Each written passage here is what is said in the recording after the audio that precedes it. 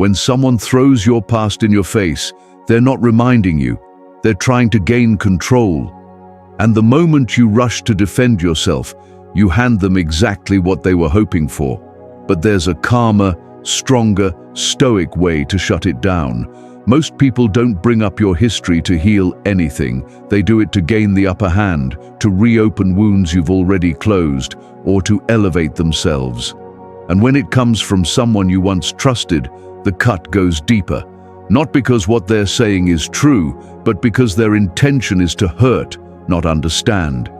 But here's the reality you must hold on to. Your past can't be used as a weapon unless you allow it. Stoicism teaches that while you can't rewrite old chapters, you can control the narrator you choose to be now. And when you answer with clarity instead of emotion, their power disappears instantly. In this video, you'll learn exactly what to say. Firm, calm, and without losing yourself for even a second. 1. The silent interrupter. Cut the attack without losing your center. When someone tries to wound you with your past, silence is often the first expression of strength because silence breaks their rhythm, not yours. And whoever controls the rhythm controls the entire interaction. Most people react immediately when their past gets thrown at them. The heart speeds up, the breath tightens, and the instinct is to defend, justify, or explain, as if your dignity relies on their approval. But the truth is far more freeing. You don't owe anyone an emotional reaction just because they touched an old bruise. Silence reminds you that your story is still yours, even when someone attempts to twist it. And when you refuse to react, their attempt to corner you collapses on its own. Silence isn't weakness, it's choosing not to participate in the game. And that alone shifts the balance of power. When someone weaponizes your past, what they truly want is your reaction. They want you to flinch, to sink into shame, guilt, or regret. They want you to slip back into a version of yourself you've already outgrown. They want control, and they believe your emotional response is the fastest pathway to get it. But when you meet the attack with composure instead of panic, you take away the emotional reward they were hoping for. People who use your past as a weapon depend on your emotional instability, not your strength. So when you stay steady, you dismantle their entire strategy. The psychology behind this is simple. An attack loses its force when it hits a solid surface. A calm expression, a steady breath, a silence that doesn't shake. It carries a message louder than any argument, that you are no longer the person they're trying to resurrect. Your stillness becomes a mirror, and what they see reflected is their own motives, their insecurity, their need for control. Your silence forces them to confront themselves instead of dragging you back. And this is where Stoicism steps in. You cannot control what they choose to bring up, but you can control what you give your energy to. When someone digs into your past, you don't stop them by fighting back. You stop them by refusing to enter the emotional trap. Silence becomes a boundary, a wall that shows you won't step back into a version of yourself they need to feel powerful. A calm face breaks the manipulator's plan. A steady tone exposes a guilty conscience. And controlled silence communicates everything they didn't expect. Once the silence disrupts their attack, you follow it with one sentence that closes the door completely. Not angry, not defensive, not shaken, just firm and final. I'm not that person anymore, and this conversation goes nowhere. Short, clear, untouchable. This line tells them 3 things. You acknowledge your past without shame. You refuse to relive it for their satisfaction, and you're not available for manipulation. Notice something important. You didn't explain anything. You didn't argue. You didn't justify. Stoicism teaches that you don't need to win arguments. You need to protect your inner balance. This sentence does exactly that. It's a quiet but permanent shut door. Growth means refusing to argue with people committed to misunderstanding you, And if they push again, you stay steady and repeat your boundary without changing your tone. I've moved on. If you want to stay in that chapter, that's your choice. But I won't. It reminds them that you've already healed, already changed, already risen. The only one still stuck in the old story is them. Your past isn't your weakness. Reacting to it is, and silence is the first step to reclaiming yourself. 2. Name the manipulation. Bring the truth into the light. When someone uses your past against you, they're not revealing the truth. They're revealing their intention. And the moment you call out that intention, the entire game collapses, because manipulation survives only in the dark. Here's a psychological reality people overlook. Those who weaponize your past don't care about what happened. They care about how it makes you feel. They don't repeat your mistakes to find clarity or healing. They repeat them because it gives them leverage. The past is only their tool. Your reaction is their actual target. Calling out the behavior is more powerful than defending yourself from it. When someone brings up your past, most people fall into defense mode, trying to explain, justify, or soften the story. But this only empowers the manipulator because it shifts the dynamic. Every sentence you speak becomes a rope they can pull. Every explanation becomes evidence they can twist. And the more you engage, the deeper you sink into a conversation designed to make you lose. Manipulators thrive on confusion. Stoics create clarity. The moment you identify what they're doing, the manipulation collapses. Why? Because you've dragged it into the open where it can't operate anymore. Manipulators rely on ambiguity, the fog that keeps you reacting while they stay in control. But clarity reveals intent, and intent is something they cannot argue with. Here's the sentence that ends the game. You're not bringing this up to help, you're bringing it up to hurt. Short, clean, unshakable. This line forces them to face their motive, not your memory. Suddenly the focus isn't your past, it's their behavior. And manipulators hate that shift, not because it wounds them, but because it removes their control. When you name the manipulation, you take back the narrative. This approach is deeply Stoic. Stoicism teaches that you don't fight chaos with chaos, you neutralize it with truth. Calm, simple, unwavering truth. Marcus Aurelius wrote that the mind becomes unbreakable when it stands firm in the face of distortion. Naming manipulation is exactly that, refusing to let someone else define the meaning of your experiences. You're not arguing, you're identifying. And identification is power. Let's draw the scenario clearly. Someone brings up your old mistake in front of others. Maybe a friend, maybe a partner, maybe a co-worker who knows exactly where to poke. They say something like, "Remember when you messed up?" And they wait. They wait for you to shrink, to feel embarrassed, to relive who you used to be. Instead, you stay steady, you breathe, you hold eye contact, and you simply say, "You're bringing this up to shame me, not to fix anything." Watch what happens next. The atmosphere shifts. Their confidence fades. The power they thought they had dissolves instantly because you didn't defend the past. You exposed the present. You can't be controlled by a tactic once you name it. This sentence also sets a boundary immediately. It tells them, and everyone else, that you won't participate in emotional ambushes. You're not afraid of your past. You're aware of their strategy, and awareness protects you.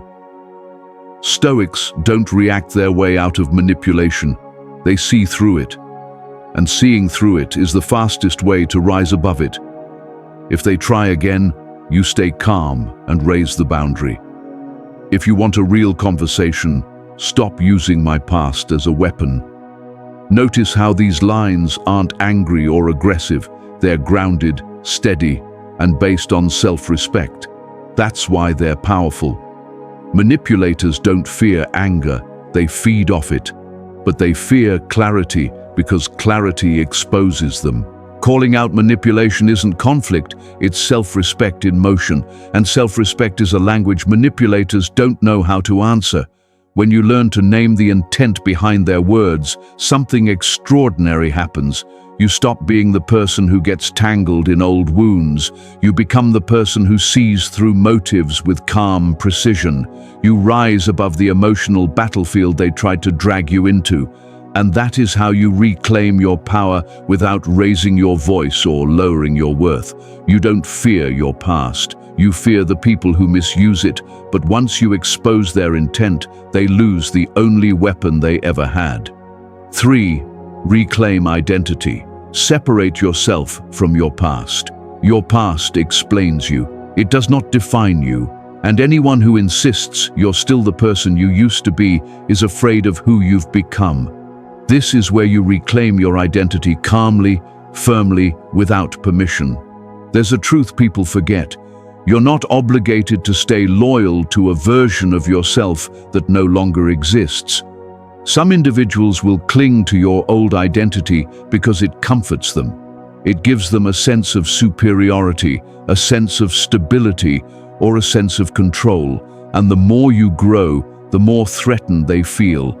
Not because you've done anything wrong, but because your evolution forces them to confront their stagnation. Growth triggers those who refuse to grow. This is why they use your past. Not because your past is relevant, but because your present is intimidating. Your progress breaks the narrative they built about you, the narrative that kept them comfortable. So instead of rising to your level, they drag you back to the version of you they felt safe around, the version that made mistakes, the version that didn't know better, the version that didn't see through them. But you are not obligated to live in a chapter you've already closed. This is where you introduce the most important Stoic line in this entire video. The person you're talking about is not the person standing here now. This sentence shifts the entire conversation. It reframes everything from past identity to present reality. It reminds them and yourself that the past is context, not destiny, that you have changed, not because they approved, but because you chose to, and choosing who you become is the most stoic act of all. You owe your past honesty, not loyalty. Your past mistakes taught you. Your failures grew you. Your naivety matured you. Your pain healed you. The person who lived those moments did the best they could with what they knew. If someone still tries to weaponize those moments, it says nothing about your character and everything about theirs. The people who cling to your past are the ones who fear your future. Let's make it clear. Someone brings up who you used to be. They throw old habits, old mistakes, or old chapters in your face, hoping to shrink you back to size. They expect shame or guilt or defensiveness, but instead, you stay composed. You breathe and say, "I'm responsible for who I am now, not who I used to be." This line lands with precision. It brings the conversation back to the present, the only place Stoicism tells you to stand. And here's the magic. It denies them access to the emotional version of you they're trying to resurrect. Identity isn't something you inherit. It's something you build. People who use your past against you assume your identity is frozen, untouched by time, untouched by growth. But your identity is not a museum. It's a construction site. Every day you lay bricks. Every day you break old walls.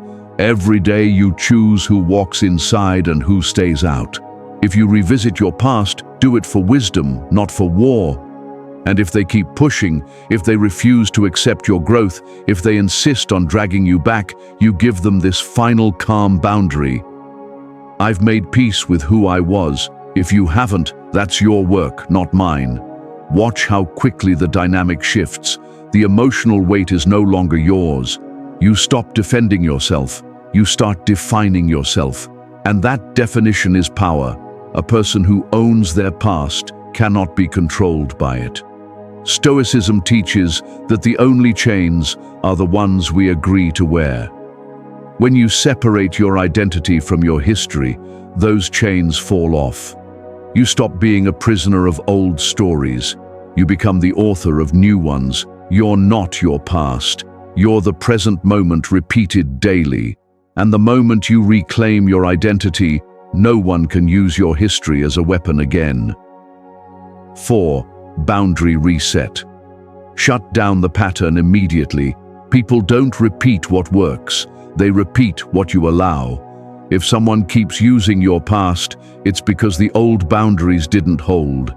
This is where you reset the line calmly and clearly. When people use your past more than once, it's no longer a memory, it's a tactic. They've learned it makes you quiet or insecure. They've learned it weakens you. And manipulators return to whatever weakens you.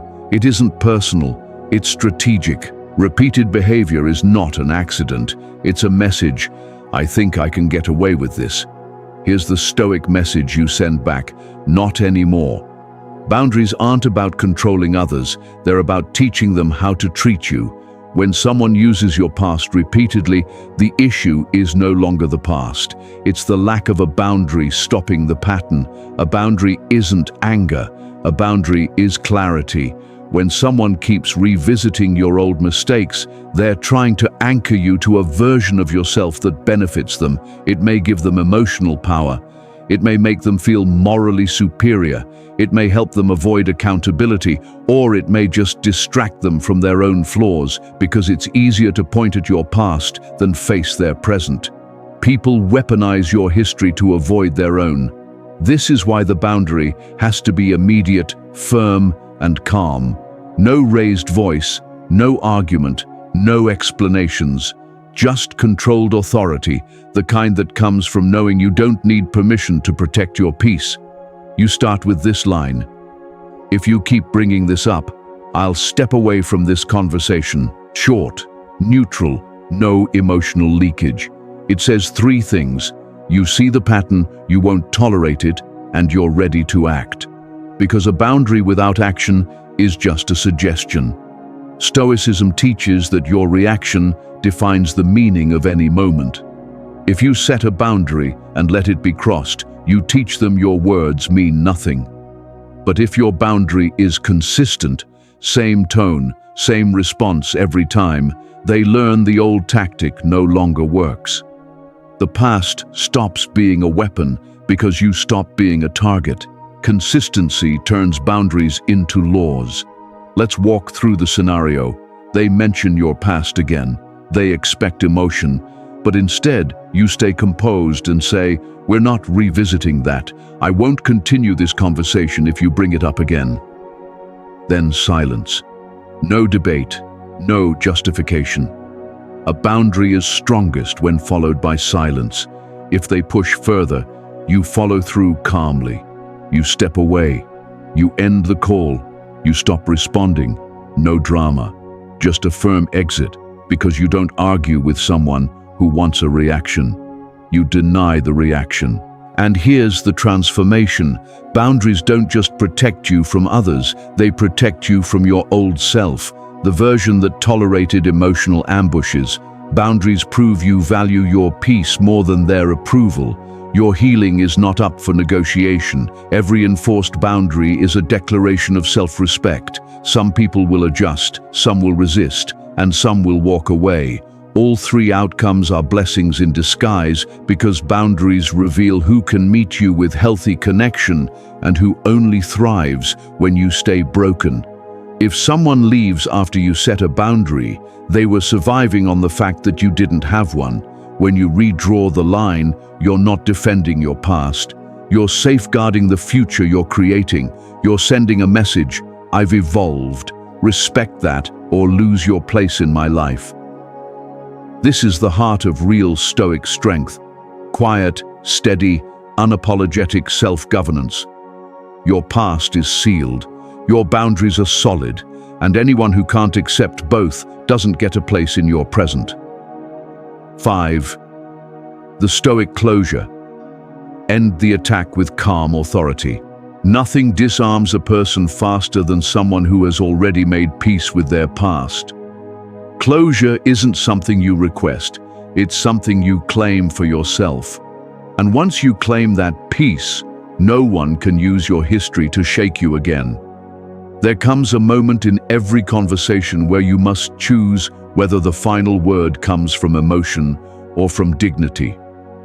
Some people don't mention your past to resolve anything. They bring it up to repeat the same cycle, a cycle of shame, guilt, and emotional influence. Stoicism teaches a simple truth. You cannot heal beside someone who benefits from your wounds. And if a person feeds on your old pain, the conversation stops being about understanding. It becomes a matter of liberation. You don't need their apology to move on. You need a decision. This is where Stoic closure begins. It's the moment you stop engaging with the emotional pull, the moment you stop giving life to the old narrative. Closure is not a debate, it's not a negotiation, it's not a compromise. Closure is a shift, a reclaiming, a quiet declaration that you no longer fight battles inside chapters you've already grown beyond. You outgrow people the moment you outgrow the version of yourself they prefer to control. And here is the sentence that ends everything clearly, without emotional residue.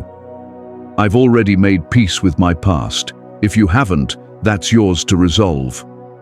This line is gentle but devastating. It pulls you off the battlefield. It hands them their weapon back, and it reveals the truth. They were the ones holding on to your mistakes. They were the ones replaying old stories. They were the ones refusing to accept who you are now. Your healing highlights their lack of it. People often weaponize your past because they haven't processed their own. It's easier for them to point at your old wounds than confront their inner chaos. When you tell them their fixation is their responsibility, you return the emotional weight to the person who owns it. You refuse to be their emotional dumping ground. You refuse to be their storyline. You refuse to play the character they need you to be so they can feel better about themselves. When you stop defending yourself, you force them to face themselves. Picture the moment. They bring up your past again, expecting the old reaction, expecting excuses, explanations, guilt, expecting you to crumble just enough for them to feel tall. But instead, you breathe, stay steady, and say, I've already forgiven the person I used to be. I won't relive that for you. That sentence becomes a mirror. It forces them to confront their own pettiness, their own unresolved stories, their own emotional immaturity. Stoicism teaches that your worth lies in what you can control. Their feelings about your past are not in your control, not your responsibility, not your burden. You are accountable for your growth, not their comfort. And if they continue pushing, you shift to the final stage of closure, one line that seals the doorway entirely. This topic is closed for me. If you continue, I'm stepping away. No argument, no over-explaining, just steady clarity, the kind of clarity that halts a manipulator because there is nothing left to grab onto. You remove the hook, you dissolve the drama, you step out of the role they keep trying to assign you. Peace isn't something handed to you. Peace is something you protect. This is the moment you rise above the conversation, not by overpowering it, but by exiting the emotional arena where they once held influence. Closure isn't loud. Closure isn't theatrical. Closure isn't performance. Closure is the quiet confidence of someone who rebuilt themselves from the inside out, someone who is no longer shaped by old shadows. Your past isn't a prison. It was a classroom. Your growth is not a question, it's a fact. And closure isn't a gift, it's a decision. Your decision. Today you learned 5 Stoic ways to reclaim your power. When someone uses your past against you, you interrupt the attack with silence. You expose their intention without anger. You reclaim your identity with certainty. You reset the boundary with calm strength, and you close the conversation on your own terms. These aren't just ideas, They're practices. They transform you only when you use them. Starting today, choose one of these tools and apply it the next time someone attempts to drag you backward. You don't need to fight your past. You just need to stand firmly in who you've become. Thank you for watching, for growing, and for choosing to protect your peace. Your presence here matters more than you realize. If this message resonated, drop a comment saying, "I rise above my past." Like, share, subscribe, and I'll see you in the next video. Stay strong, stay stoic.